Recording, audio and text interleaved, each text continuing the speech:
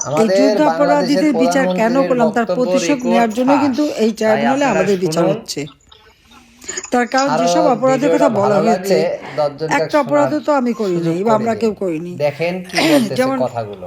তাই ধরো আবু সাইদকে হত্যা করার কথা বলা হয়েছে। আবু সাইদের বাবা সে যখন সাক্ষী দিল কি বলছে, সারা বিশ্ব জানে আবু সাইদ বুক পেতে গুলি নিয়ে মারা গেছে দিল। তার ছেলের মাথার পিছনে গুলি, যখন তাকে গোসল করায় তখনও মাথার পিছনে রক্ত। যদিও মামলা চলাকালীন সময় প্রসিকিউটর বলছিল যে পিছনে না পিছনে, সামনে সামনে। তারপরে আবার পরবর্তীতে এক সাংবাদিকের প্রশ্ন সে বলছিল হ্যাঁ মাথায় পিছনের কথাটা বলা আমার ভুল হয়ে গেছে। মানে সাক্ষী যাদের শিখিয়ে পড়ে নিয়ে এসেছে তারা আসলে সঠিক কথা বলতে পারেনি। আবু সাইদের হত্যা, মুগ্ধর হত্যা, তারপরে 7.62 বুলেট যেটা ব্যবহার করা হয়েছে 2024 সালের 15ই ফেব্রুয়ারির পর থেকে সাহেবকে দিয়ে, উনি আমাদের কি ডক্টর সুন্দর মোহাম্মদ ইউনূস বুঝাচ্ছে কিন্তু কথাগুলো দেখেন। সেই এনকোয়ারি আপনারা করতে যদি দেয় বুঝেন নাই। ভালো করি অবৈধ কথাগুলো, তার অস্ত্র, কথা শুনে থানা লুট করে অস্ত্র, আপনাদের সেগুলি কোথায় মতামত গেল কি সেগুলি একটু খোঁজ জানাবেন করে আমাকে। নাই।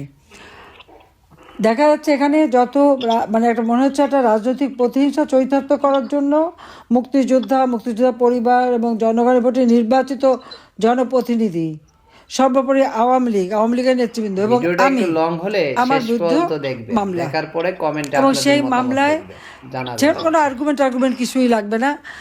তারা নিজেরাই একজন আইনজীবী ঠিক করে দিয়েছে। সেই আইনজীবী আবার যখন জজ সাহেবের সাথে কথা বলে সেটাও আবার প্রচার হয়ে গেছে যে সে আইনজীবী খুব ভালো ভালো কথা বলছিল যে আমাকে মুক্তি দিতে হবে, আমার কোনো অপরাধ নেই ইত্যাদি ইত্যাদি। আবার জজ সাহেবকে বলছে যে ফাঁসি হোক। একবার আপনারা চিন্তা করে দেখেন তো কী বিচারটা হচ্ছে বাংলাদেশে। যায়নি। আর আমার বিরুদ্ধে যে মামলা, আমি তো কোনো নোটিশ টোটিশ কিছুই পাইনি।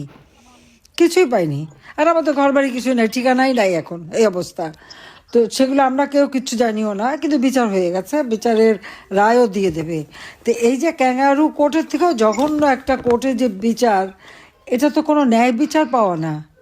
এটা তো একেবারে রাজনৈতিক প্রতিহিংসা চরিতার্থ করা হচ্ছে বলেই আমাদের ধারণা। কাজে এই ট্রাইব্যুনাল যে গঠনবিধি মেনে চলা হয় নাই, কাজে এখানে যে সব কিছু দেখা যাচ্ছে তারই প্রতিশোধ নেওয়ার জন্যই এটা করা হয়েছে।